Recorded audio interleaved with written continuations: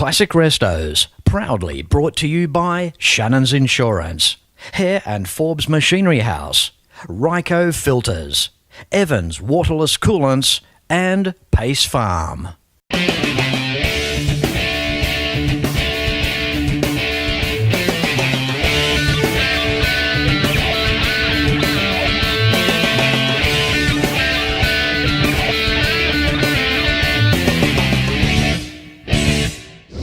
Hello and welcome to another episode of Classic Restos. When it comes time for a classic automobile to have been made in Germany, well, there's a good chance that you may see it on display here today. But first, here is some important information from the people that help to make Classic Restos happen each and every week. It's thanks to Shannons. Ask about multi-policy discounts and sign up for the Shannons Club. Call 134646 for a quote and see more at shannons.com.au. And Hare and Forbes has the range. Buy online at machineryhouse.com.au. The classic European brands here in Australia have certainly made their own unique footprints. Throw that into the basket with their own shapes and styles, along with some German innovation, and you come up with this. So let's get ready and let's get set, and welcome to the 2017 German Auto Show.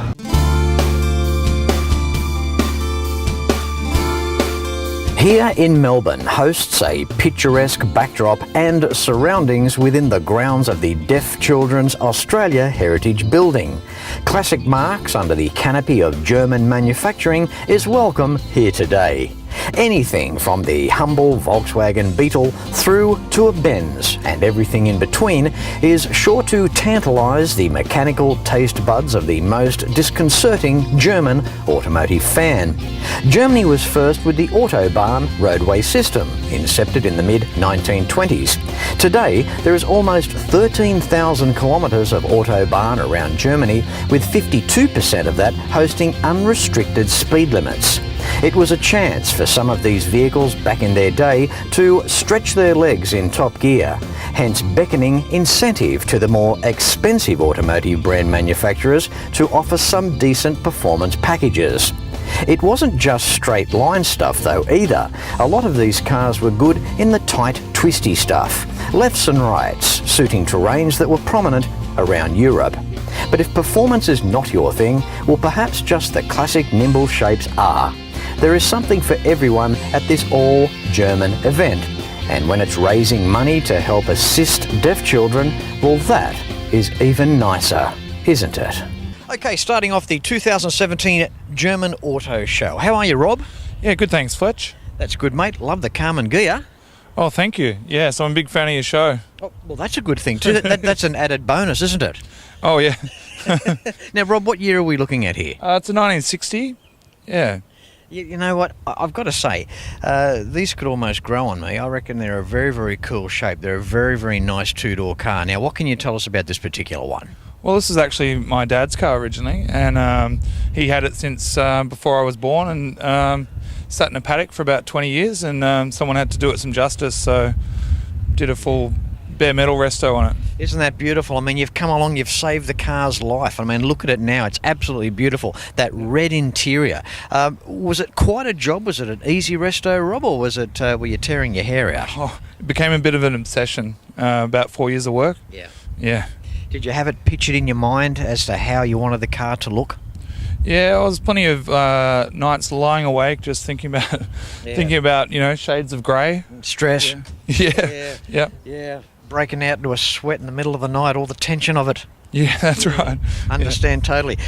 You'd have to be happy though with the end result. Oh yeah, I'm pretty happy with it. Yeah. Okay, Rob. Now tell us, engine-wise, what did you do there? I just gave it a bit of a clean up. It's a 1600, so yeah, it's didn't do too much work on it. Yeah. Interior, I mean, what was the condition of that like? Oh, it was pretty rotted. So it's all new. Now, Rob, when we look at the emotional tug on the heartstrings, this was your father's car. So Yeah. what does it mean to you now to see this car restored here in the paddock, here in the Melbourne CBD, all these years later? How do you feel? Oh, I feel pretty happy. I don't think I'll ever get rid of it, Fletch. I think I'll always hang on to it. Yeah. Is your dad still with us? Yeah, he's actually standing over there. Oh, is he? Right. Well, that's a good thing too. He must be pretty proud of you. Oh yeah, I think so. You might be a little bit jealous. Yeah. Anyway, look, let you get back around the day. First cab off the rank here today. We're bearing the elements here. We've got some sunshine. We've got some rain. I mean, the amount of people who have turned up here today, it's a great event, this one, isn't it? Oh yeah, I'm pretty happy to be involved. Yeah. Good on you, Rob. It's a credit to you, mate. And wow, what a beautiful Karmann Ghia. Well done. Thanks, Fletch.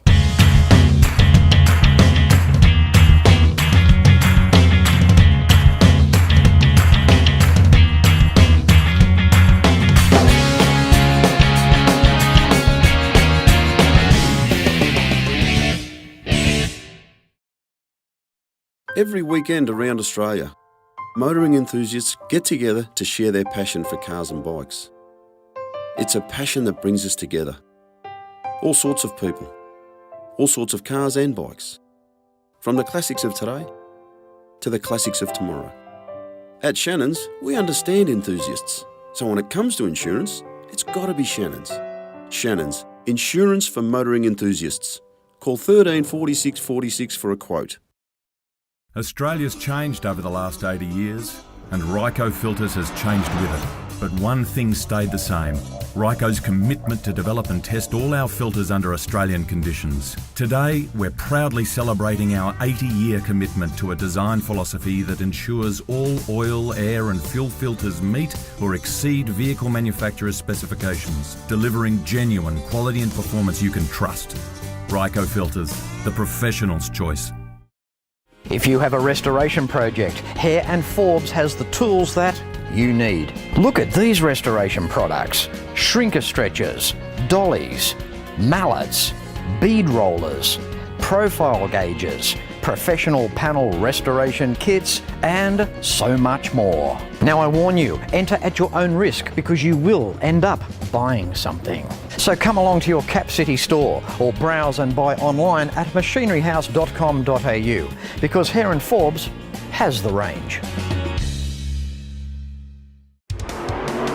Evans Waterless Engine Coolant. Simple to install and stays good for the life of the engine. Suitable for all engine types, Evans contains no water, eliminating corrosion, vapour pressure and overheating. With a boiling point of 190 degrees Celsius, there's no application or environment too extreme. evanscoolants.com.au. Water for drinking, Evans for cooling. Moving on through as we do, this guy here, larger than life. How you doing, Andrew? Good, Fletch. Very good. It's good, mate. Had a good day. Yeah, are you having a good day? I am, yep. You'd have to be surrounded here, just basking in the German automotive glory. It is. We certainly like it. It's a good show. A lot of nice cars, a lot of nice Kombis too. That's what we like to see. Now, Andrew, you know Kombis inside out and back to front. You've got an incredible one behind us here, a 1954 barn door. Now, I can't believe how these things have gone off the scale when you see them, the auctions and the prices these things are bringing now. This is also extraordinary because it's obviously never been restored. Original as, what can you tell us about it? Yeah, built 54, built in Wolfsburg in Germany, brought to Australia, we think around 55. It lived, we believe, with a guy who did TV repairs, of all things, and he had it decked out. It had signs on the roof, it had a pole on top of the roof, which it had his signs on the side of it. It ended up at a farm in Moriac, out towards Geelong way, back...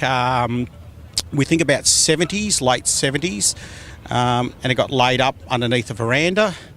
And then a property got sold. The places these things end up. A property got sold and it ended up in a clearance sale.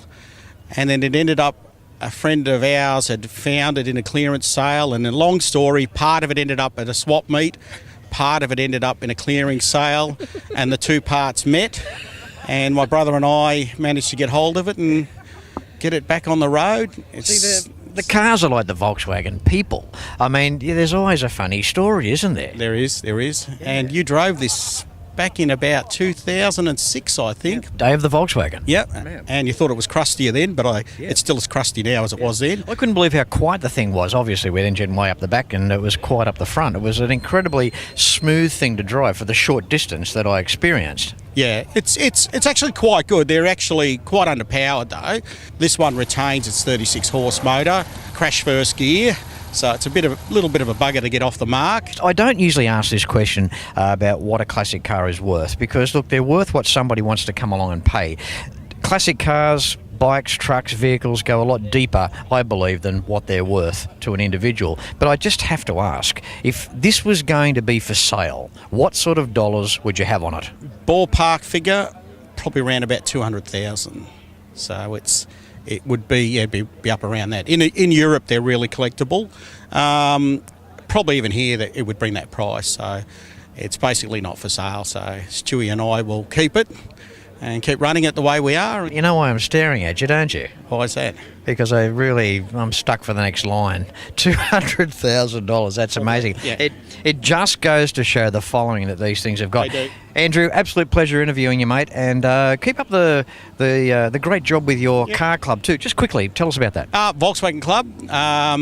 We're the oldest Volkswagen club in the world, we say. 750 members. Really, really, really good club. We're doing really well. We love running car shows. That's why we're running this one. Yep. And we love charity, so that's why we're doing this show. Yep. And we love our cars. Good on you, Andrew. All makes. Mate, love working with you guys. Keep up the great work, Andrew. Good on you, Fletch. How cool is this 1954 barn door? You just have to love it. 100% original, left in its patina style. It's also a credit to Andrew and the Volkswagen Club of Victoria for putting on such a marvellous event. And speaking of car clubs, if you've got something to do with one, make sure that it's listed for all to see at the Shannons Club.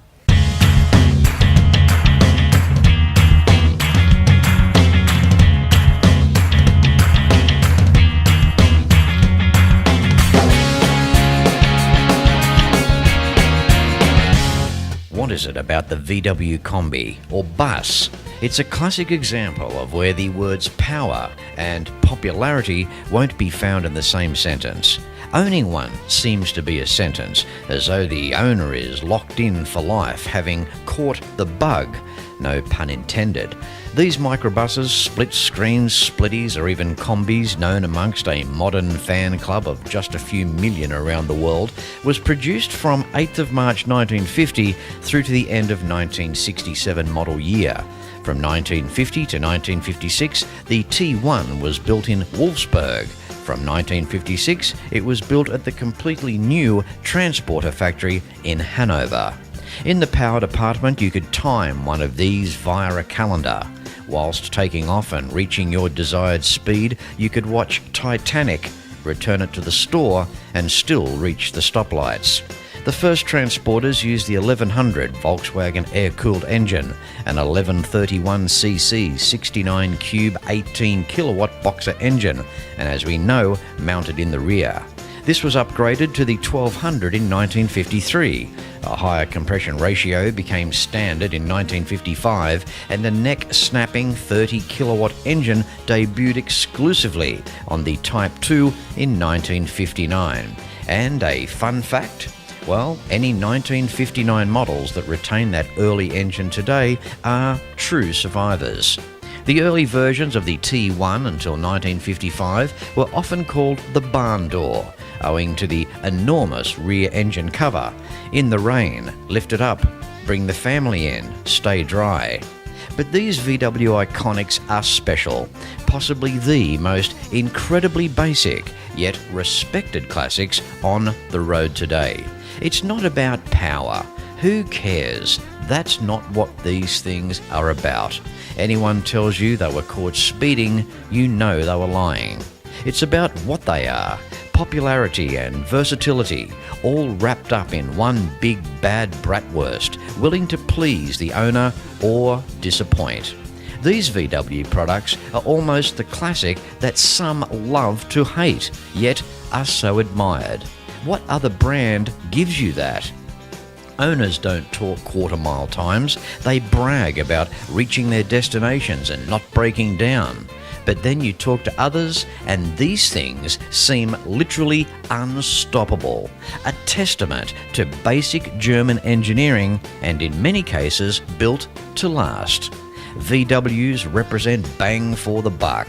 A Henry T. Ford philosophy of making a product that most working people can afford. It's clever business.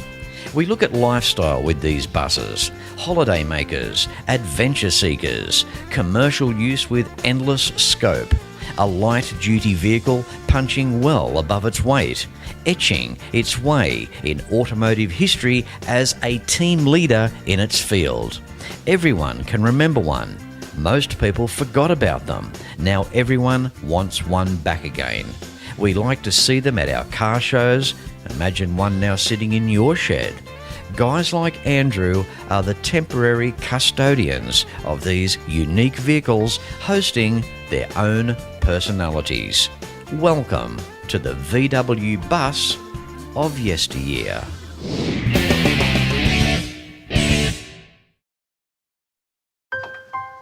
I spend a lot of time out here.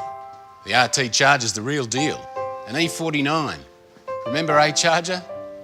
I've always got projects on the go, so Shannon's laid-up cover helps protect my restorations. I'm Mopar through and through. It's a passion Shannon's understands. I wouldn't insure my cars and bikes with anyone else. Shannons, insurance for motoring enthusiasts. Call 13 46 46 for a quote. Evans Waterless engine coolant. Simple to install and stays good for the life of the engine. Suitable for all engine types, Evans contains no water, eliminating corrosion, vapour pressure and overheating. With a boiling point of 190 degrees Celsius, there's no application or environment too extreme. evanscoolants.com.au. Water for drinking, Evans for cooling.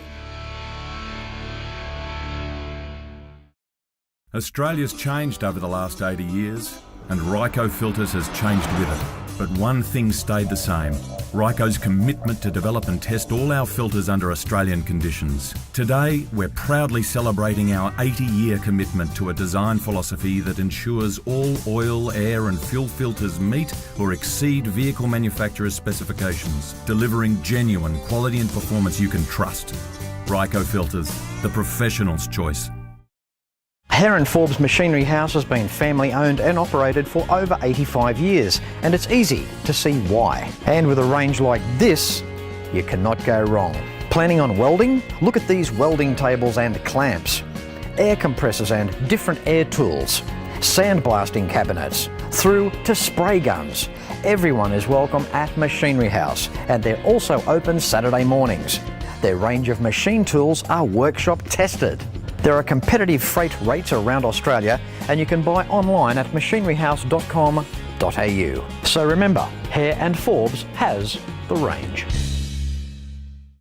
I think when it comes time for anybody's hit list to want a classic car, especially in the European genre, it would have to go down as a Mercedes Gullwing. How are you, Patrick? Yeah, fine, thanks, Fletch. This has been on my list since I was 9 years old, back in 1956. Well, what an incredible car. This is amazing. Now, you're talking 1956. It's a 300 SL. This car, revolutionary, and I believe as well, Patrick, the world's first fuel-injected car. Is that correct? Not only fuel-injected, but direct injection as well. Right, okay. So these advertising things, they're 60 years old. Yeah, so there's no throttle body through a manifold, direct injection. Direct injection. Patrick, advantages with the chassis and the build of the car too. They were miles ahead and leaps and bounds there in that department, weren't they? Yes, well, Mercedes-Benz, there was a group there who just wanted to go racing. And they had this big, heavy engine, and you can't race with a heavy chassis as well, which chassis were very prominent in those days. So they built a space frame, sort of like bicycle tubes, all in triangles, and absolutely perfect rigidity and incredibly light. This is amazing. I mean, even the concept of the car, the way that the doors lift up. I mean, talk about take the world by storm. What interests me here, Patrick, is how did you acquire it and what was the condition like when you got it? Well, I always wanted a Gullwing, could never afford one, and I heard of one coming up in Sydney in 1984 that unfortunately the owner He was a property developer and caught at the wrong time. The body had been off it, no paint, none of the accessories, everything stripped. And I went up to the auction and all the better heeled enthusiasts were there and they said it's too far gone, but I'm just a backyard guy. I put it in my backyard and the rest is history. I think, Patrick, with this car, it's certainly giving you some longevity, and what an incredible hobby that we're all a part of in this fraternity. The car is absolutely smashing, it really is. I love the interior, the red, the bright work, how it contrasts. I mean, what an amazing car. Seriously, I mean, this is the sort of car that'll come along to a car show and you're really searching for words. I think that's right. I think, imagine what happened in 1954 when the model came out. It was far more revolutionary than seeing it today. But what I think happens, Fletch, is that people think it's an enigma, that they're never going to see one, whereas I happily bring it out. We go to many car shows and we're happy to share it to people, and we love to bring it out. Yeah. Patrick, it's been an honour. Thank you. Thanks, Fletch. It's actually been, consider this the first Gullwing in the history of classic restos. 10 years and 510 episodes, I believe, somewhere around there. And I think your car's made the grade. So well done, Patrick. Nice to keep up with all those others that have already been on. Thanks, Patrick. Thanks, Fletch.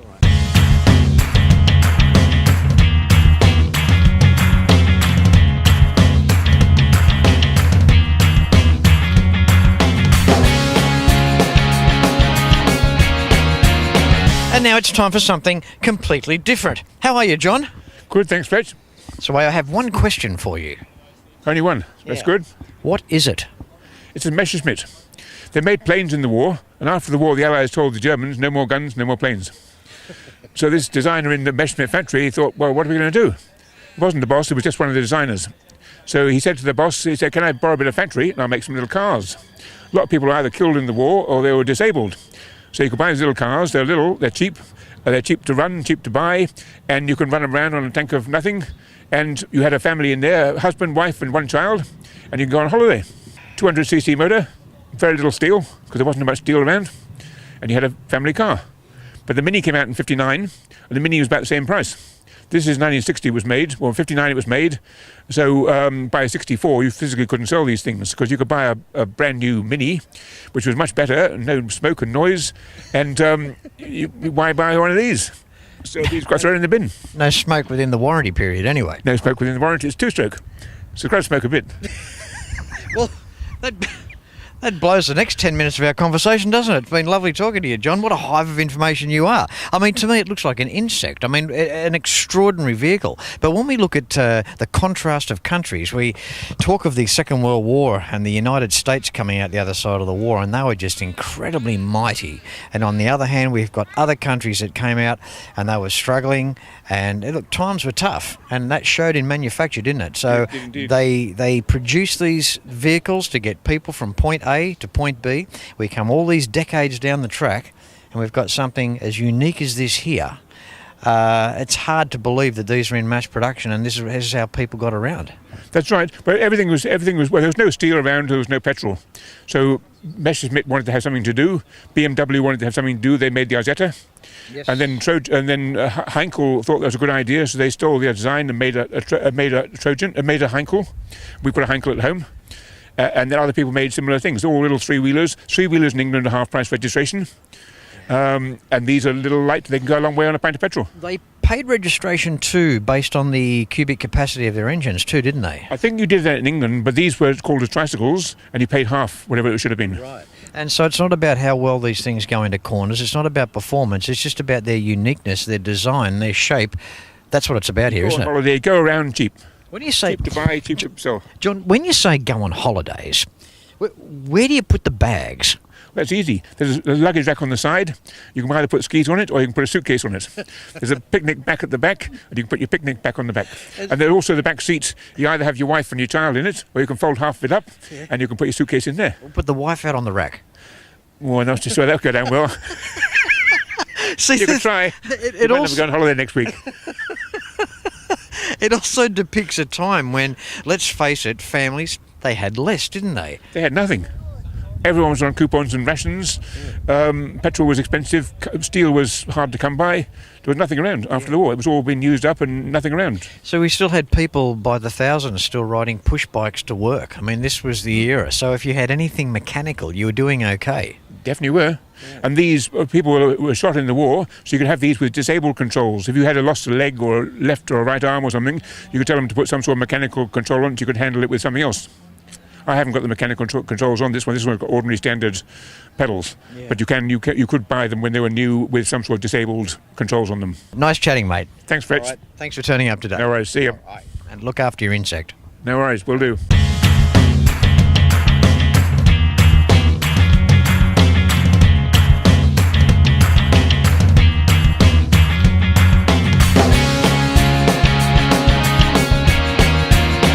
Well, there you go. Just some of the incredible 2017 German Auto Show. And you've seen it first on Classic Restos. The grounds here today, absolutely superb at the Deaf Children's Australia Heritage Building. You know how social media works. It's an easy event to find for 2018, the last Sunday in August. It's one event that will be well worth your while.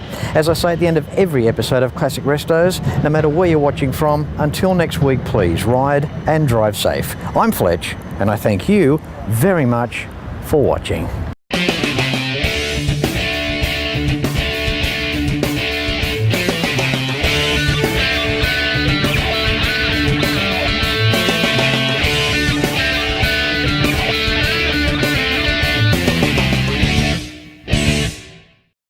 You can like and follow us on Facebook at facebook.com/ClassicRestosTV and watch catch-up episodes at Shannons.com.au. Classic Restos, proudly brought to you by Shannons Insurance, Hare and Forbes Machinery House, Ryco Filters, Evans Waterless Coolants and Pace Farm.